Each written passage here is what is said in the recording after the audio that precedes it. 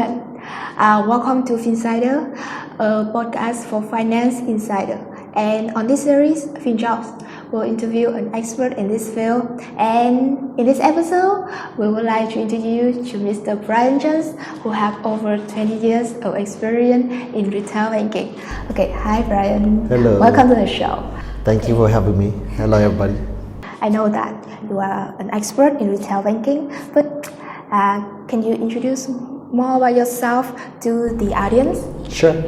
My background started when I first got out of college in the US. So I've been in the banking business for over 20 something years, like you mentioned, but 17 years of that with Wells Fargo Bank in the US. And now I will have the opportunity to go back to Vietnam and continue my career and my learning curve, but also share what I have learned over the US.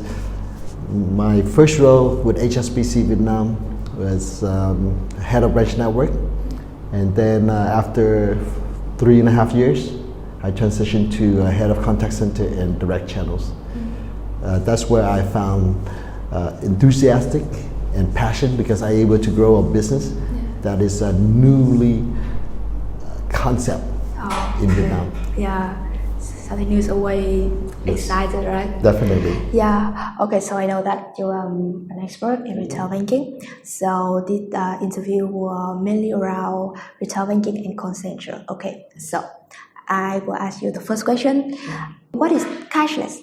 There's a lot of meanings about cashless, but I think it's not about utilizing currency. It's a different form of currency, exchange of money. So cashless, you either use currency or you use credit cards. You use mobile apps. You use, there's Apple Pay, there's Samsung Pay. So all these, that doesn't need you to carry currency. I know that cashless becoming more common in Vietnam, but I have made some research and I found that about 80% people usually use credit card to withdraw money. So do you think that it is possible for Vietnam to become cashless, and when? Well, the cashless society has to be accepted by not just the user, but also you have your merchants. And a lot of the merchant here in Vietnam is still small. It's still your mom and pop shop. You go into the street food, and they still require cash. Yeah. But the trend is moving there with a lot of new fintech technologies and support, Momo, PayPal. Yeah. How do we get these SMEs, especially merchants, onto this?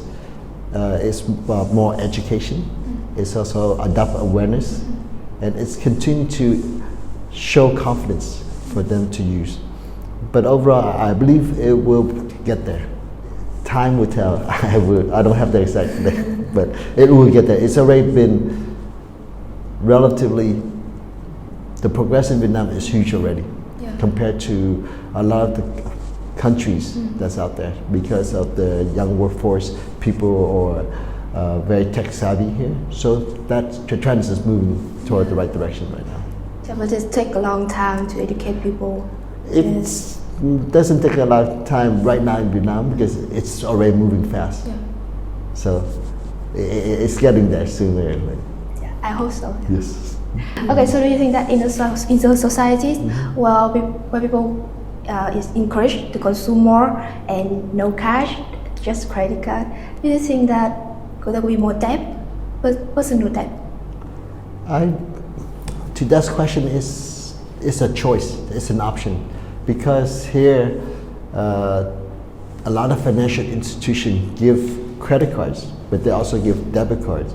And if you look at the fintechs and also the big players in cashless payment, Momo, Grab, PayPal, you contribute to an account a certain amount that you want to use, so you have full control of it. Yeah. So it's not all about the credit cards. Credit cards is another instrument, but you have to be credit worthy to receive these. Yeah.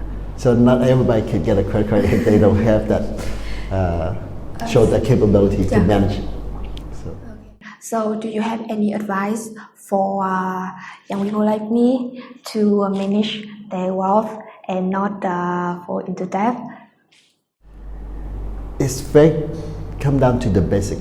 You have to have a financial plan, and the plan is putting down what is your expense, what is your income, and managing it, and discipline in managing. You cannot buy everything that you want. Everybody wants to buy something. Just buy what you need. It's very critical. And also the most important thing is save, because you never know. Nowadays, everybody experienced the pandemic, COVID. So it opened a lot of eyes and give a lot of young people that things can happen. So it's always prepare and also have some savings just in case something bad happens. Yeah. So I got the 2 points of discipline and saving. Yes. Yeah. It's a basic, but I know it's difficult. It's very difficult, but you have to be disciplined. Yeah. This question will be more about contact center. Okay. So what is contact center in bank and what is a direct channel in the bank? Yes, if I could give one illustration or a term, because for the young people, when they hear Google, it's a search engine, right? Yeah. Contact center is like a Google for the bank. People will call into the contact center, ask for information, ask for mostly services. Yep. And it's an alternative service to going into the branch. It is a banking without facility or building. People can use and call in and do a lot of transactions and a lot of requests online. And right now, contact center is not just a phone. You hear chat box, you hear live chat. It's all automated too. Oh. So it's something for the busy consumer on the go. Okay. So banking anytime, anywhere philosophy. Okay. Okay, so interesting. Yes. Okay, so I know that you have been working in the US and in Vietnam also. So do you have any tips for young talents in Vietnam to work in international working environment? Yes, I think have an open mind, but also have a clear plan. If you really want to pursue opportunity overseas, you have to get exposed to large companies, especially international firms here in Vietnam. You build your experience, you build your capability and your competency to be a skilled worker.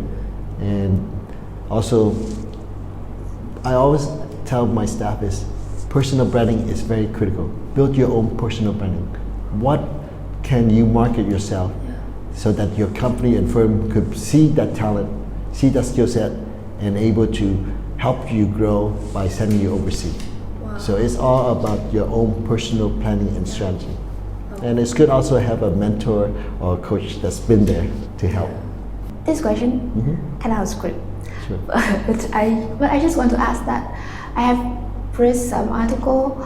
In this article, they say that if you don't have a chance, if you start the career in a small business in Vietnam, so you don't have a chance to go global. What do you think about that perspective or opinion? For me, I think everybody have a chance. It's up to you.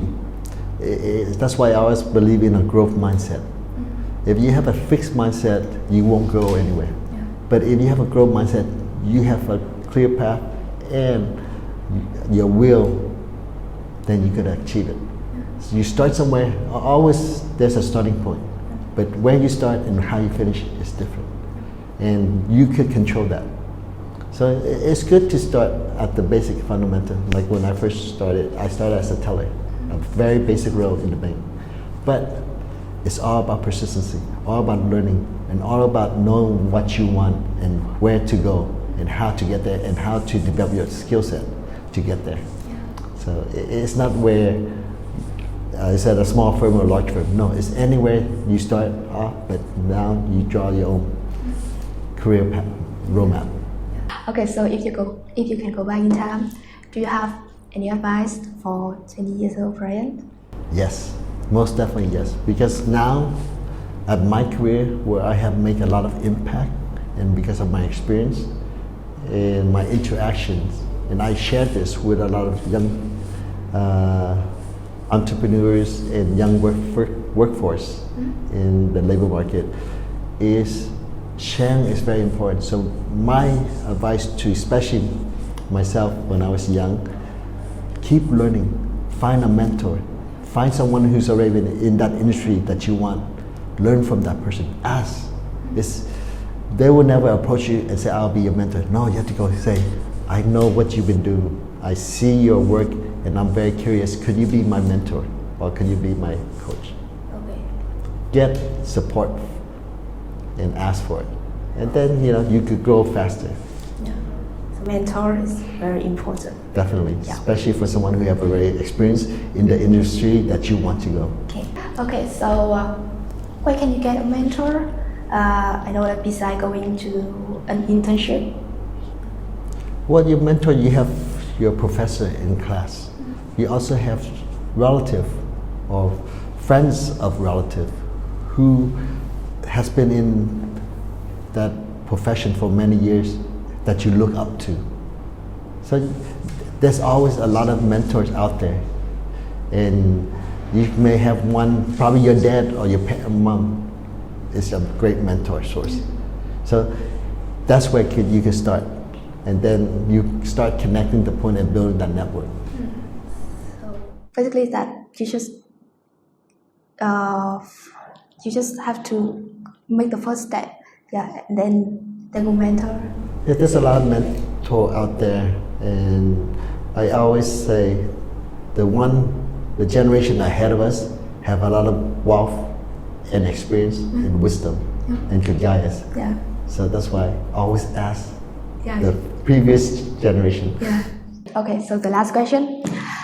Do you have any advice for Gen Z like us? Yes, I have a lot of readings about the young generations. Is very self-conscious about social media platform. Ignore all that. Don't get too involved in that and don't take it personally. In order for you to really get out, it's all about hard work, it's all about learning, and it's taking action instead of sitting in one place. So my advice for the young generation is read a lot of books, look at motivational guy, find mentor. And one thing I have learned a lot with this book is called the 7 Habits of Highly Effective People. Oh, I know that. Read that. Yeah. And share that will help you become more successful in your career path. Yeah. Yeah, thank you. Okay, so thanks a lot for being in our show. I hope that you have a wonderful time in Vietnam. Yeah. Thank okay, you. So Thank you for having me. Yeah. Thank you. Okay, so thank you and see you guys in the next episode. And don't forget to follow us on social media. Okay.